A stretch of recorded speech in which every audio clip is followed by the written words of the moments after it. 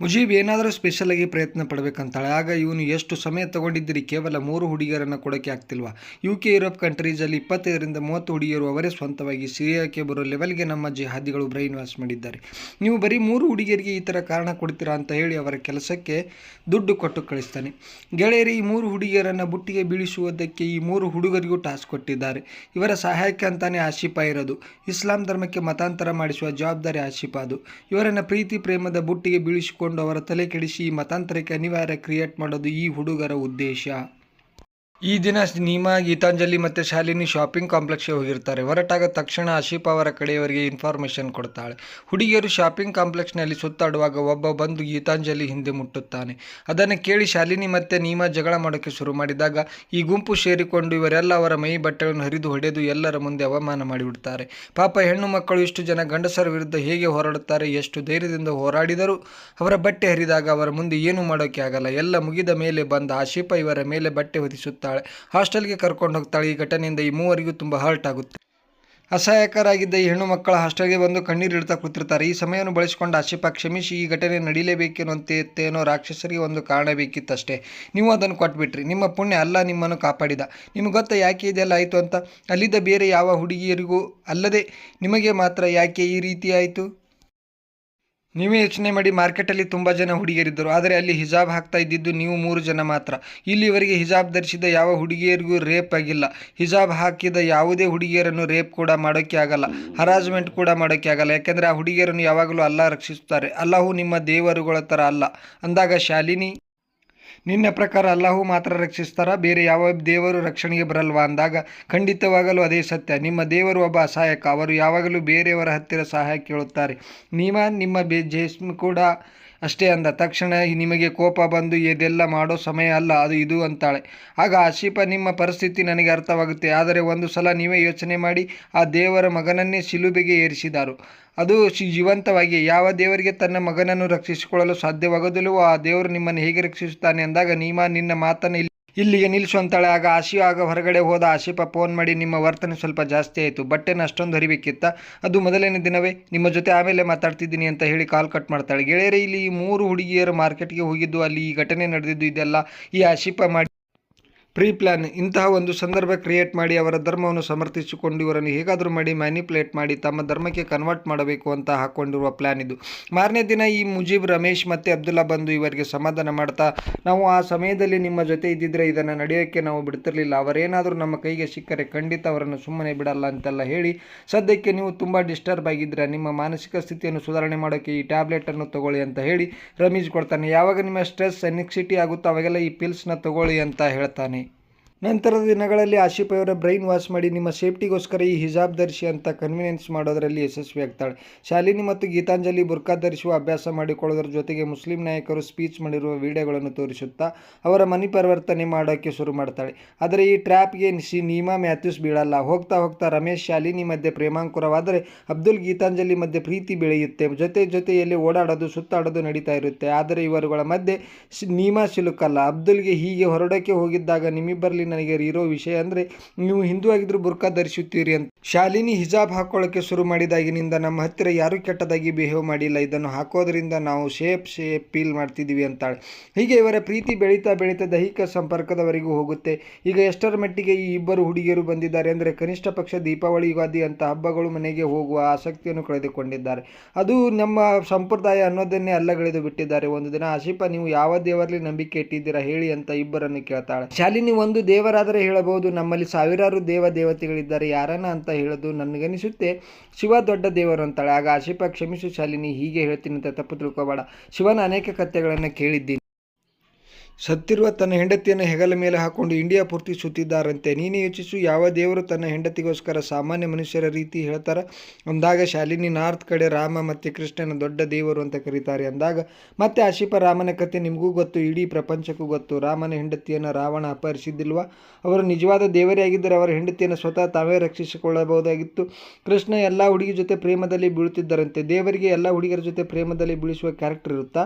ಮತ್ತು ಕೃಷ್ಣ ಹುಟ್ಟಿದ ಜಾಗದಿಂದ ಹೆದರಿಕೊಂಡು ಓಡಿ ಹೋಗಿದ್ರಲ್ವಾ? ದೇವರು ಯಾರಿಗಾದರೂ ಹೆದರಿಕೊಳ್ಳುವ ಅವಶ್ಯಕತೆ ಇದೆಯಾ? ಸ್ವತಃ ದೇವರೇ ಹೆದರಿಕೊಳ್ಳುವುದಾದರೆ ತನ್ನ ಭಕ್ತರನ್ನು ಹೇಗೆ ರಕ್ಷಣೆ ಮಾಡ್ತಾರೆ? ಅಂದಾಗ ಗೀತಾಂಜಲಿ ಈ ವಿಷಯ ತುಂಬ ಕನ್ಫ್ಯೂಸಿಂಗ್ ಆಗಿದೆ ಅಂತಾಳೆ. ಆಗ ಆಶಿಫಾ, ನಿಮಗೆ ಕನ್ಫ್ಯೂಸಿಂಗ್ ಅನಿಸ್ತಾ ಇರೋದು ಯಾಕಂದ್ರೆ ನೀವು ತಪ್ಪು ದಾರಿಯಲ್ಲಿದ್ದೀರಿ, ಅದಕ್ಕೆ ಸರಿಯಾದ ದಾರಿನ ನಾನು ನಿಮಗೆ ತೋರಿಸ್ತೀನಿ. ತಾನು ತೋರಿಸೋ ದಾರಿ ತುಂಬ ಸುಂದರವಾದ ದಾರಿ ಮತ್ತು ಪವಿತ್ರವಾದದ್ದು ಅಂತ ಹೇಳಿ ಈ ಕೆಮಿಕಲ್ನ ಕೊಡ್ತಾಳೆ. ಈ ಕೆಮಿಕಲ್ ಹೆಸರು ಕ್ಯಾಪ್ಟಗಾನ್ ಆಂಥೋಮಿಡಿಸ್ ಅಂತ. ಇದರ ಬಗ್ಗೆ ಫಾತಿಮಾ ಕ್ಯಾಪ್ಟಗಾನ್ ಆಂಥೋಮಿಡಿಸ್ ಡ್ರಗ್ಸ್ನ ಕೊಡ್ತಿದ್ರು ಅಂತ ಕೇಳಿದಾಗ ಈ ಎನ್ಕ್ವೈರಿ ಮಾಡ್ತಿದ್ದವರೇ ಶಾಕ್ ಆಗ್ತಾರೆ. ಆಗ ಗೌರ್ಮೆಂಟ್ ನಂಬೋದಿಲ್ಲ.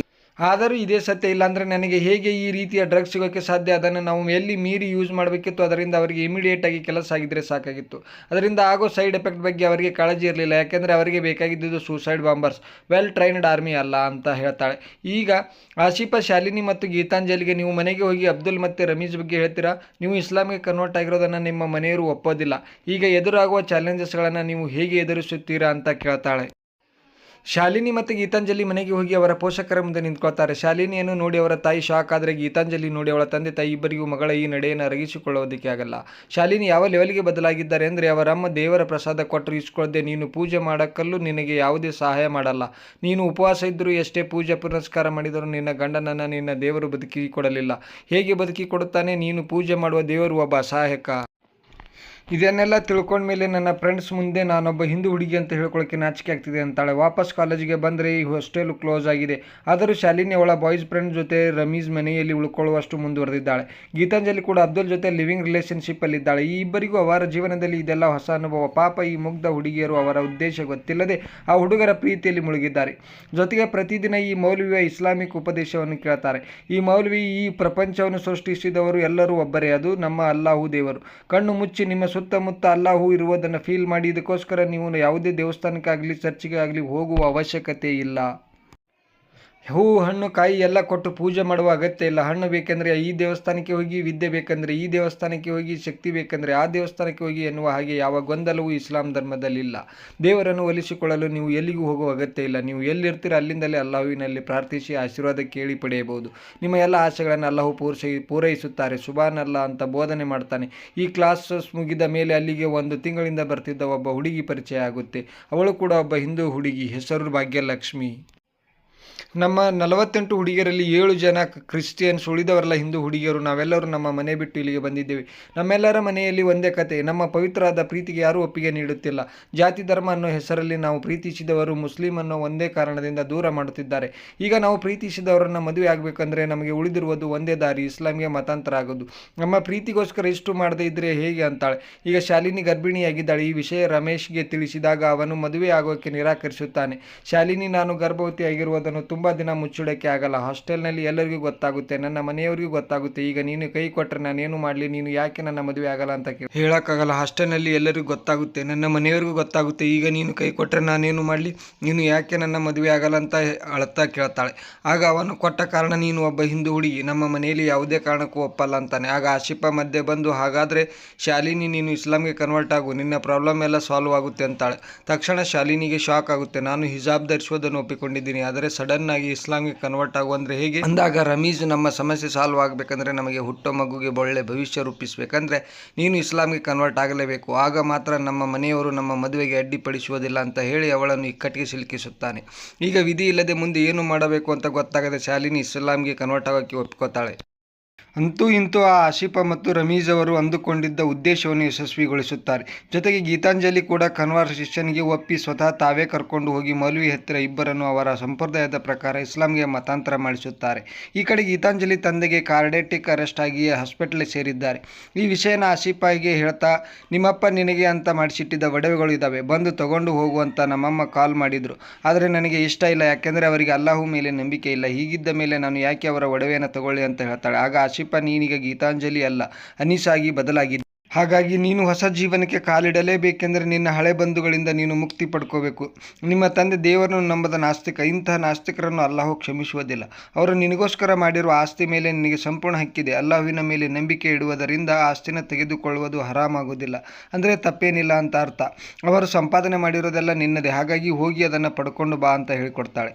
ಇವಳ ಮಾತನ್ನು ಕೇಳಿ ಅನೀಶಾ ಆಗಿ ಬದಲಾಗಿರುವ ಗೀತಾಂಜಲಿ ತಂದೆ ಹಾಸ್ಪಿಟ್ಲಿಗೆ ಅಡ್ಮಿಟ್ ಆಗಿರುವಾಗ ಬರ್ತಾಳೆ.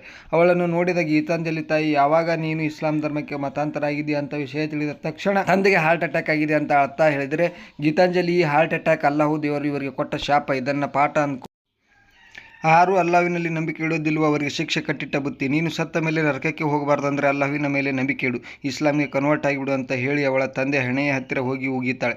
ತಡ ಹಾಕ್ತಾನೆ. ಅಂದರೆ ಅವರಿಗೆ ಇಂಡಿಯಾ ಪೂರ್ತಿ ಮುಸಲ್ಮಾನ್ ದೇಶವನ್ನಾಗಿ ಮಾಡಬೇಕು ಅನ್ನೋ ಉದ್ದೇಶಕ್ಕೆ ಕೈ ಹಾಕಿದ್ದ. ಆದರೆ ಅದು ನಡೆಯಲಿಲ್ಲ. ಈಗ ಈ ಐಸಿಸ್ ಸಂಘಟನೆ ಹಿಂಭಾಗದಿಂದ ಈ ಕೆಲಸಕ್ಕೆ ಇಳಿದಿದೆ. ಗೀತಾಂಜಲಿ ಇಸ್ಲಾಂಗೆ ಮತಾಂತರ ಆದರೂ ಕೂಡ ಅವಳು ಇಂಡಿಯಾ ಬಿಟ್ಟು ಹೋಗೋಕ್ಕೆ ರೆಡಿ ಇಲ್ಲ. ಈಗ ಅಬ್ದುಲ್, ಗೀತಾಂಜಲಿ ನೀನು ನನ್ನನ್ನು ಪ್ರೀತಿಸೋದು ನಿಜ ಆದರೆ ನನ್ನ ಜೊತೆ ಸಿರಿಯಾಗಿ ಬರೋಕ್ಕೆ ರೆಡಿಯಾಗು ಅಂತಾನೆ. ಗೀತಾಂಜಲಿ ನಾನು ಸಿರಿಯಾಗಿ ಬರಲ್ಲ ಅಂದಾಗ ದೇವರ ಸೇವೆ ಮಾಡುವುದಕ್ಕಿಂತ ದೊಡ್ಡ ಕೆಲಸ ನಮಗೆ ಯಾವುದೂ ಇಲ್ಲ, ನಾವಿಬ್ಬರು ಖಲೀಫಾಗಿ ಹೋಗಿ ನಮ್ಮ ಇಸ್ಲಾಂ ಬಾವುಟವನ್ನು ಹಾರಿಸೋಣ ಅಂದಾಗ ಗೀತಾಂಜಲಿ ಅದಕ್ಕೆ ಸಿರಿಯಾಗಿ ಹೋಗಬೇಕಂತ ನಿಲ್ವಲ್ಲ, ಆ ಕೆಲಸ ಇಲ್ಲೇ ಮಾಡಬಹುದು, ಆಸಿಫ ಇಲ್ಲೇ ಇದ್ದುಕೊಂಡು ಮಾಡಲ್ವಾ, ಅದೇ ಥರ ಅಂತಾಳೆ. ಅಬ್ದುಲ್ಗೆ ತುಂಬ ಕೋಪ ಬಂದು ನನ್ನನ್ನು ಮದುವೆ ಆಗ್ತೀವಿ ಇಲ್ವೋ ಅಂತ ಕೇಳ್ತಾನೆ. ಗೀತಾಂಜಲಿ ನೀನು ಹೀಗೆಲ್ಲ ಫೋರ್ಸ್ ಮಾಡಿದರೆ ನಾನು ಮದುವೆನೇ ಆಗಲ್ಲ, ನಾನು ನಮ್ಮ ಅಪ್ಪ ಅಮ್ಮನ ಮಾತು ಕೇಳಲ್ಲ, ನಿನ್ನ ಮಾತು ಯಾಕೆ ಕೇಳಬೇಕು ಅಂತಾಳೆ. ಅಬ್ದುಲ್ಗೆ ವಿಪರೀತ ಕೋಪ ಬಂದು ಅನಾವಶ್ಯಕವಾಗಿ ನನಗೆ ಕೋಪ ಭರಿಸಬೇಡ, ನಿನ್ನನ್ನು ನಾಶ ಮಾಡಿಬಿಡ್ತೀನಿ ಅಂತಾನೆ. ಆಗ ಗೀತಾಂಜಲಿ ಈಗ ನಿನ್ನ ನಿಜವಾದ ಮುಖ ತೋರಿಸ್ತಿದ್ದೀಯಾ, ಶಾಲಿನಿಗೆ ಆಗಿದ್ದನ್ನು ನೋಡಿ ನಾವು ಯಾವುದೋ ಟ್ರ್ಯಾಪಲ್ಲಿ ಇದ್ದೇವೆ ಅಂತ ನಮಗೆ ಅರ್ಥ ಆಗಬೇಕಿತ್ತು. ಈ ಮೊದಲು ಇಸ್ಲಾಂ ಬಗ್ಗೆ ಒಳ್ಳೆಯ ವಿಷಯಗಳನ್ನು ಹೇಳಿದರೆ ನಂತರ ನಮ್ಮ ಪ್ರೀತಿಯಲ್ಲಿ ಬಿದ್ದ ಹಾಗೆ ನಾಟಕ ಆಡಿದರೆ ಅದು ನಮ್ಮ ಜೊತೆ ಸೆಕ್ಸ್ ಮಾಡೋಕ್ಕೆ ನನ್ನನ್ನು ಶಾಲಿನಿ ಥರ ಪ್ರೆಗ್ನೆಂಟ್ ಮಾಡಬೇಕು ಅಂದ್ಕೊಂಡಿದ್ದೀಯಾ. ನನ್ನ ಪುಣ್ಯಕ್ಕೆ ನೀನೊಬ್ಬ ನಾಮರ್ದ, ನಿನ್ನ ಕೈಯಿಂದ ಅದಾಗಲಿಲ್ಲ, ಇಲ್ಲ ಎಂದಿದ್ರೆ ನನ್ನ ಪರಿಸ್ಥಿತಿನೂ ಶಾಲಿನಿ ಥರಾನೇ ಆಗ್ತಿತ್ತು ಅಂತಾಳೆ. ನಾಮರ್ದ ಅಂದಿದ್ದಕ್ಕೆ ಅಬ್ದುಲ್ಗೆ ಸಹಿಸೋಕೆ ಆಗದಷ್ಟೇ ಇರುವ ಕೋಪ ಬರುತ್ತೆ. ತಕ್ಷಣ ಅವಳಿಗೆ ಈ ಹಿಂದೆ ಕಳಿಸಿದ ಒಂದು ಬೆತ್ತಲೆ ಫೋಟೋನ ಕಳಿಸ್ತಾನೆ. ಇದನ್ನು ನೋಡಿ ಆಶ್ಚರ್ಯವಾಗಿ ಗೀತಾಂಜಲಿ ಇದನ್ನೆಲ್ಲ ಯಾವಾಗ ಸೇವ್ ಮಾಡಿಕೊಂಡೆ ಅಂತ ಕೇಳಿದರೆ ಇದೊಂದೇ ಅಲ್ಲ, ನಿಂತಹ 100 ಫೋಟೋಗಳನ್ನು ನನ್ನ ಡಿಜಿಟಲ್ ಲೈಬ್ರರಿಯಲ್ಲಿ ಇದೆ. ನಾನು ಹೇಳಿದಂಗೆ ನನ್ನನ್ನು ಮದುವೆಯಾಗಿ ಸರಿಯಾಗಿ ಬಂದಿಲ್ಲ ಅಂದರೆ ನಿನ್ನ ಎಲ್ಲ ಫೋಟೋಸ್ ವಿಡಿಯೋ ಸೋಷಿಯಲ್ ಮೀಡಿಯಾದಲ್ಲಿ ಹಾಕಿ ವೈರಲ್ ಮಾಡ್ತೀನಿ ಅಂತ ಬ್ಲ್ಯಾಕ್ ಮೇಲ್ ಮಾಡ್ತಾನೆ. ಈ ಕಡೆ ಶಾಲಿನಿ ಮೌಲ್ವಿ ಕರೆದು ನಿನಗೆ ಆಗಿದ್ದು ಯಾರಿಗೂ ಆಗಬಾರ್ದು ಅಮ್ಮ, ರಮೇಶ್ ಹಿಂದಿರುಗಿ ಬರಲ್ಲ, ಅವನು ಅವರ ತಂದೆ ಜೊತೆ ಏನೋ ಸಮಸ್ಯೆ ಆಗಿದ್ದರಿಂದ ಅವರ ಅಮ್ಮನನ್ನು ಕರ್ಕೊಂಡು ಮಾಲ್ಡೀವ್ಸ್ಗೆ ಹೋಗಿಬಿಟ್ಟಿದ್ದಾನೆ, ಇಂಥ ಸ್ವಾರ್ಥಿ ಅಂತ ನಾನು ಅಂದುಕೊಂಡಿರಲಿಲ್ಲ ಅಂತಾನೆ. ಶಾಲಿನಿಗೆ ಗಾಬರಿಯಾಗಿ ಹಾಗಿದ್ರೆ ಈಗ ನಾನೇನು ಮಾಡಬೇಕು, ನಾನೀಗ ಪ್ರೆಗ್ನೆಂಟ್ ಆಗಿದ್ದೀನಿ, ನನ್ನ ಕತೆ ಏನು ಅಂತ ಕೇಳಿದರೆ ಅಲ್ಲ ನಿನ್ನನ್ನು ರಕ್ಷಣೆ ಮಾಡ್ತಾನೆ, ಅಲ್ಲಾಹ್ವಿನ ಸಹಾನುಭೂತಿಯಿಂದ ನಿನಗೆ ಯಾರಾದರೂ ನಿನ್ನ ಮಗುವನ್ನು ಒಪ್ಪಿಕೊಳ್ಳುವಂಥ ಗಂಡ ಸಿಕ್ಕಿದರೆ ಮದುವೆ ಆಗಿಬಿಡು ಅಂತ. ಆಗ ಶಾಲಿನಿ ಇದೇನು ಹೀಗೆ ಹೇಳ್ತಿದ್ದೀರಲ್ಲ, ನಾನು ಪ್ರೀತಿಸಿದ್ದು ರಮೀಜ್ನ, ನನ್ನ ಹೊಟ್ಟೆಯಲ್ಲಿರೋ ಮಗು ರಮೀಜ್ನದ್ದು, ನಾನು ಬೇರೆಯವ್ರನ್ನ ಹೇಗೆ ಮದುವೆ ಆಗೋಕ್ಕೆ ಆಗುತ್ತೆ ಅಂದಾಗ ಕೆಲವು ನಿರ್ಧಾರಗಳನ್ನು ಮನಸ್ಸಿನಿಂದ ಅಲ್ಲ ಬುದ್ಧಿವಂತಿಕೆಯಿಂದ ಮಾಡಬೇಕಾಗುತ್ತೆ. ನೀನು ಮತ್ತೆ ನಿಮ್ಮ ಮನೆಗೆ ಹಿಂದಿರುಗಕ್ಕಾಗಲ್ಲ, ಅವರು ನಿನ್ನನ್ನು ಸ್ವೀಕಾರ ಮಾಡಲ್ಲ. ಈಗ ಮಗುವಿನ ನೋಡ್ಕೊಳ್ಳೋಕ್ಕೆ ನಿನ್ನ ಹತ್ರ ಕೆಲಸ ಇಲ್ಲ, ನಿನ್ನ ನರ್ಸಿಂಗ್ ಕೋರ್ಸ್ ಕೂಡ ಇನ್ನೂ ಕಂಪ್ಲೀಟ್ ಮಾಡಿಲ್ಲ, ನಿನಗೆ ಬೇರೆ ದಾರಿ ಇಲ್ಲ ಮಗಳೇ ಅಂದಾಗ, ಬೇರೆ ಯಾವ ದಾರಿನೂ ಇಲ್ಲ ಅಂದಾಗ ನಾನು ಯಾಕೆ ಬದುಕಬೇಕು, ಆತ್ಮಹತ್ಯೆ ಮಾಡ್ಕೋತೀನಿ ಅಂತ ಶಾಲಿನಿ ಹೇಳ್ತಾಳೆ.